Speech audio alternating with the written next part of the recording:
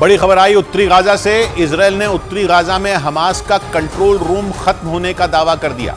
मतलब यह कि उत्तरी गाजा पर इजराइल की फौज का कंट्रोल होने वाला है, यानी उत्तरी गाजा इजराइल के हाथों में आने वाला है। और अगर ऐसा हो गया तो यह जंग इजराइल का नक्शा बदल सकती है, क्योंकि उत्तरी गाजा को हमास का गढ़ माना जाता है और जंग के शुरुआती दिनों से ही इजराइल की सेना वहां हमास के ठिकानों को चुन चुन कर तबाह कर रही है। ऐसे में उत्तरी गाजा से हमास के नियंत्रण होने का सीधा मतलब है कि अब उसके अंत के दिन करीब आ गए और कयास लगाए जा रहे हैं कि हमास के खात्मे के बाद उत्तरी गाजा पर इजराइल का कंट्रोल हो सकता है, क्योंकि गाजा पर जोरदार हमले कर रही इजराइल की सेना ने दावा किया कि उत्तरी गाजा हमास के हाथों से निकल चुका है। हवाई हमलों के साथ ही इजराइल के सैनिक टैंकों और बख्तरबंद गाड़ियों के साथ भी उत्तरी गाजा में घुसकर हमास के ठिकानों को तबाह करने में जुटे हैं, ताकि गाजा से हमास का नामो निशान मिटाया जा सके। इसी बीच इजराइल की सेना के प्रवक्ता ने दावा किया कि हमास ने उत्तरी गाजा से अपना नियंत्रण खो दिया